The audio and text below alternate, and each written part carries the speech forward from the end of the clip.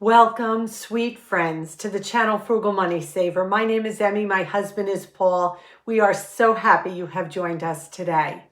Today's video, we're going to get real. We're going to talk about ways that we continue to live below our means, even though it is getting harder. Back in September and the beginning of October, we got hit with a lot of unexpected bills. We're going to share with you what happened, how we dealt with it. We're also going to get out into the garden, harvest some fall crops, and also gather some seeds and show you how to do that to plant next spring. We're going to make a warm, cozy budget meal, and we're also going to share a new way that I am meal planning. So sit back, relax, and let's get right to this video. The first thing we're going to do is we're going to head outside. Paul is going to harvest some horseradish. We're going to gather some flower seeds, and we're just going to get ready for next spring. So let's get outside and see what a typical garden day is like in autumn. Here we are in our garden, and this is where we planted our horseradish. If you can see this leaf right here, this one little lone green leaf, that's a horseradish leaf. And there's a whole area of horseradish here. So what we're going to do is dig it up and get the horseradish out of the ground. And here's the horseradish root.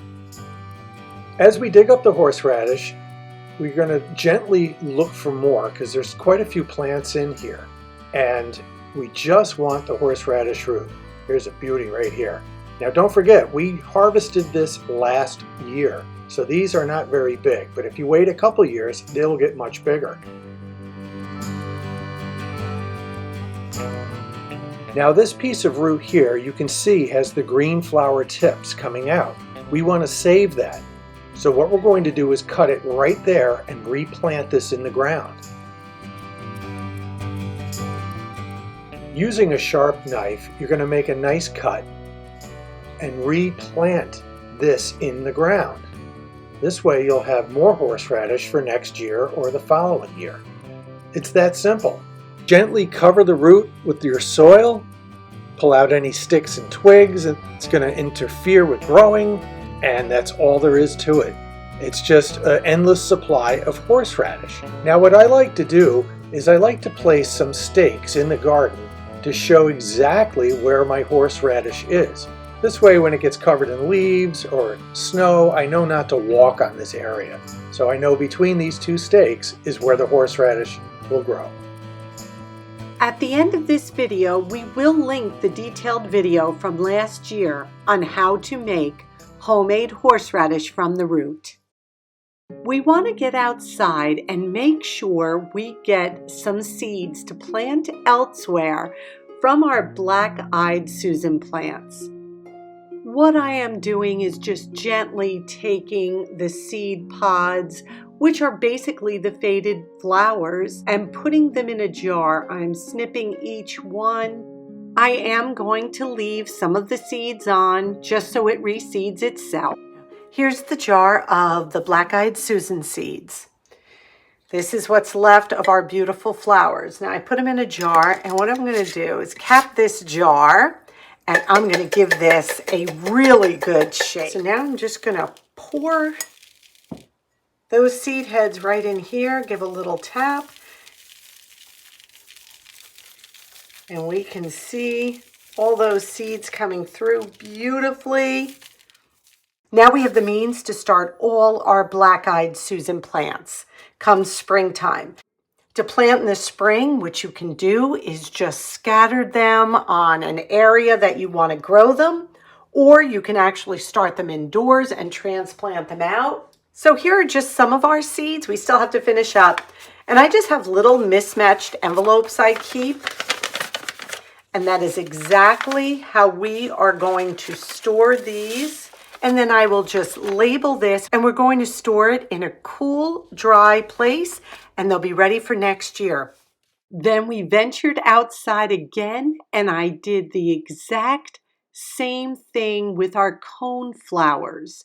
These are just the spent blossoms from that flower, and that's where all those wonderful seeds are hiding. Again, just placing them in a clean glass jar.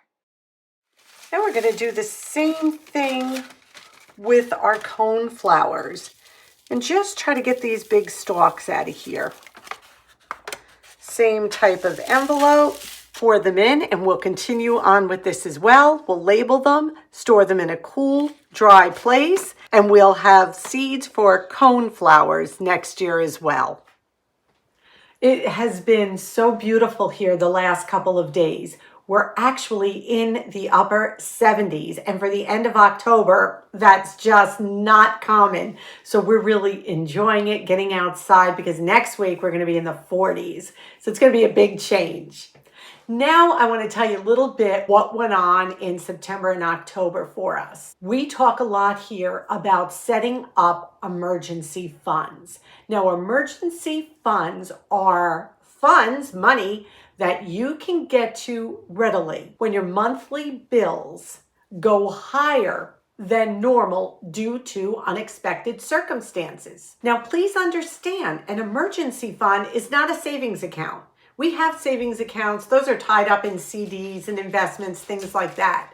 This is an account that is readily available, a liquid amount of cash that you are able to go in and pull out in case something unexpected happens. So in September and the beginning of October, we had to have state inspections for our cars. We had to get new brakes. We had to get new tires. Guess how much labor at a local garage is in our area? It is $160 an hour. Yes, $160 an hour. That was a chunk of change. Then we had Loris, our kitty, pass while he was at the vet. So that was a chunk of change. And also Dixie had a problem with one of her teeth. We had to take her in for that. And that was another surprise as well. Inflation is hitting all aspects of life, from the vet to the car garage to the food stores, electric, everything.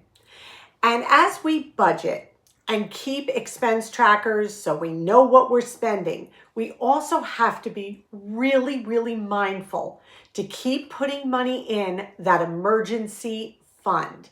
I hate to say it, but the unexpected happens. It's not if it will happen, unfortunately. It's more like when will it happen. So how do we build up our emergency funds? Now, we took money out. How do we get it back in? Or where do you even start to build an emergency fund? First and foremost, the biggest amount of money to go into your emergency fund should come from non-essential purchases that you stopped buying. Now, that could be anywhere from the newest electronics, more new clothes, more new shoes, more new makeup, eating out. What we want to do with these kind of non-essential spends is start cutting them back or cutting them out for a while. This way, that emergency fund can build, and you have that security net of knowing, God forbid something happens, you're covered. Even if it's $5 here, $10 here, you didn't go out to dinner, that's another $75 if it was a fancy restaurant. Pack that money away. Please prioritize. Now, I'm not saying there's anything wrong with going out to eat, but if it's taking money away from an emergency account that you may need in the future, please think twice about it. It is so important to have that money put away. Now, the trick to also make this work is to be content while you're putting this money away. So, okay, you don't have the luxury of going out to dinner once a week because you're putting a little away in your emergency fund. Or you don't have the luxury of shopping online just to buy. So what we need to do is cultivate that calm, wonderful, peaceful, content feeling you get from utilizing what you already have in your home and all that is free around you. Go to your closet, look at all the clothes you have fun, shop your closet, put together some new outfits. Go through your old DVDs, go through your old books. Which ones haven't you read in a while? Another thing we want to encourage you with is to finish some unfinished projects. Do you have some art projects, some crocheting, some quilting, some outdoor or woodworking projects maybe that aren't done that you could revisit and reignite your passion for doing those type of things? So important. And that leads to such a content, wonderful feeling. Now, one of the biggest budget busters we all know is eating out. And eating out is a treat and it's fun. And I would never tell you stop eating out. What we do want to encourage you with is start using some of the food you may have put away in your pantry, in your refrigerator, freezer, cabinets, in your kitchen, and start making some wonderful meals with that food.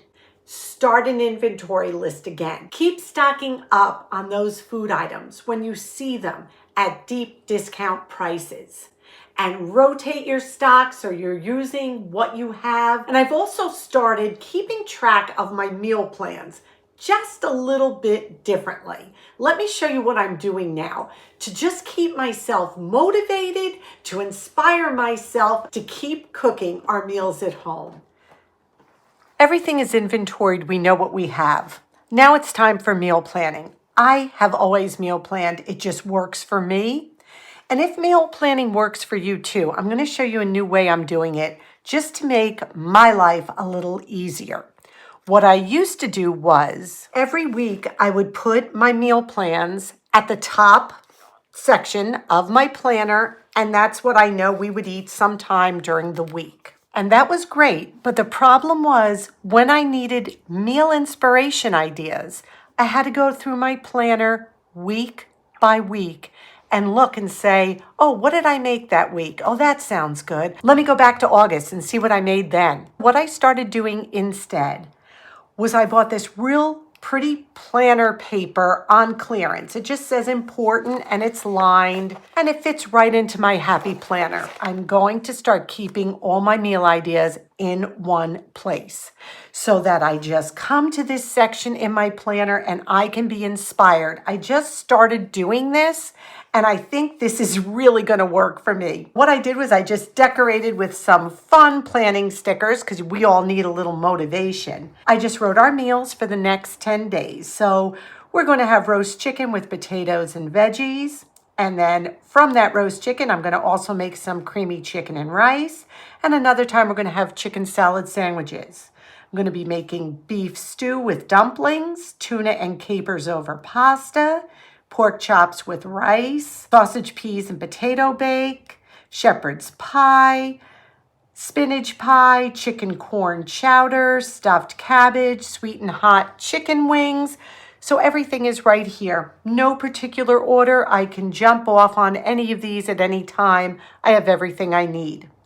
What I also did was go through my freezer and see what pre-made meals I had made and put in the freezer that are ready to go. For hectic days, I can just pull them out. A dear friend of mine made us a tray of stuffed cabbage that is in the freezer ready to go. I also have a spinach pie that is prepared and ready to go. And I will just continue to meal plan here with 11, 12, 13, and so on. So that just makes the temptation of the drive-through or eating out so much easier when you have things in the freezer or pantry ready to go.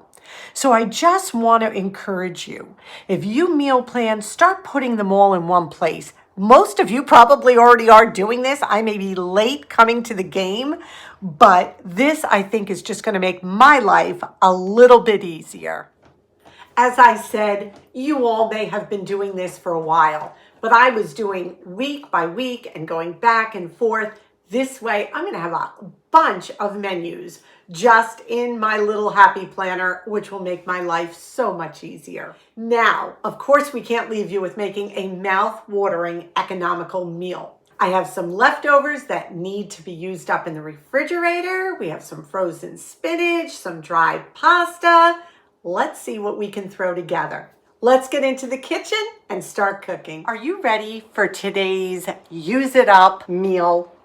We are going to be making creamy spinach, pasta, bake. Oh my goodness, so so yummy. We have some things we need to use up. I have a half a block of mozzarella cheese. I am not going to use this whole thing. I'm going to probably use half of it. We had guests the other night and I made lasagna. So we have some fixings for lasagna left over. I thought this would be perfect and a little different.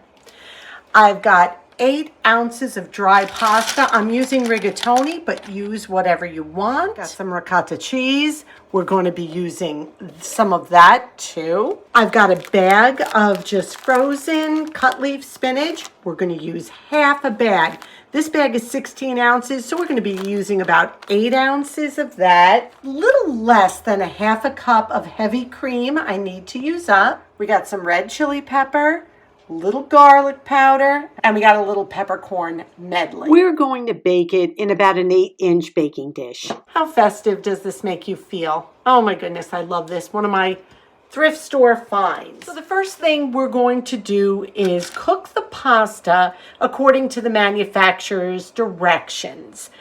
And then a minute before it's done, we're going to add the half a bag of spinach to the boiling water. But we'll show you as we go. I'm also going to preheat my oven to 400 degrees. Our water has come to a boil and I'm carefully adding the dried pasta in, and we're going to cook them according to the manufacturer's directions on the box. While the pasta is cooking, I am going to shred about a cup of this mozzarella cheese. I have about 1 minute left on the pasta, so I'm going to add half a bag of that frozen spinach. And we'll just let this cook for 1 minute. We're basically just heating the spinach through. Then drain completely. Now I'm going to take the pasta and the spinach and put it right into our baking dish. I'm going to add the half a cup of heavy cream. We're going to gently mix this. Before we go any further, I'm going to season this. I'm going to use a little red pepper, but you don't have to. I'm going to add a little bit of garlic. This is all to taste. A little bit of black pepper. This smells so good already. Again, I'm going to give it another mix. I'm trying to spread that spinach out.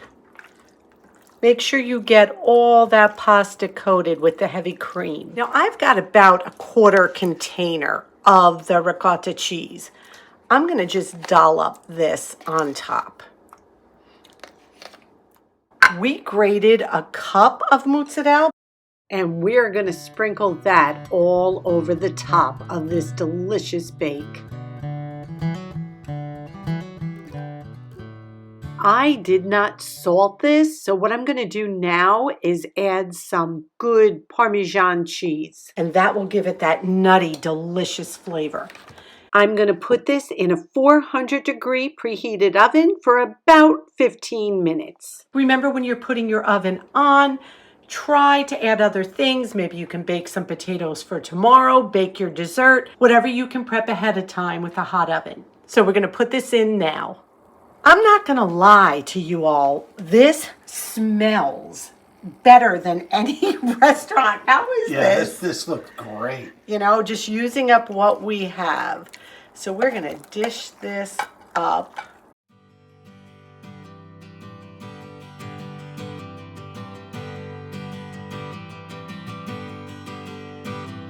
I was afraid this would be dry, but as you can see, look at the bottom. It is perfect. Paul is going to give this a little bit of a taste test, and we are going to see how this came out. So here we go. I'm going to try out the creamy, cheesy spinach pasta bake. It looks fantastic. Smells incredible. Here goes. Get myself a little piece of pasta with some of that spinach and cheese on it. That is really good. That is really good. Boy, the pasta and the cream and the cheese, and you got that spinach in there that gives it that little extra. What a frugal, fun meal. This is perfect for autumn. This is just great. It was easy to make. There's no rush. You know, if you're out busy or doing something, you come home, throw this together, put it in the oven. It's a winner, definitely. This is Paul approved. Tastes delicious. Yep, that was totally Paul approved, total winner. The cheesy goodness of the mozzarella and the ricotta was so flavorful. And then the spinach and just the garlic. It was just a wonderful, easy meal. You could mix it up. If you don't have ricotta, try some cottage cheese. If you don't have spinach, use kale or whatever you may have, escadole, whatever kind of green you can cook down and add. If you don't have mozzarella, try cheddar cheese. It's really okay. These meals are so customizable, but being creative with these kind of meals is half the fun. We hope you enjoyed today's video. Today's question of the day: give us your meal plan for the week. And also, this is a bonus question because this has been on my heart. When do you all start decorating for Christmas, if you decorate? With everything going on in the world today, Paul and I were talking the other day, and it's almost like I would love to decorate sooner than later. I just have this desire this year to just fill the house with light and warmth, even more than we already do. And there's just something so comforting with the Christmas lights. And I wouldn't put the creche out yet. I would do our mantle, maybe set up the tree with some lights. I don't know. This is just my own thoughts that I'm sharing with you, but I'd be curious what you think about that. When is the time that you usually decorate? We usually do it after Thanksgiving, the weekend after Thanksgiving, because that's when Advent starts. But I'm almost feeling it might be a little earlier this year. Let us know what you think along with your meal plan in the comments. Thank you so much for being with us today and for sharing this time. With everything going on in the world, hug your family a little tighter tonight. Put down the phone, turn off the TV, and just spend time with those you love. We ask you to be safe. We ask you to be well. And above all, we wish you blessings. Until our next video, may God greatly bless you.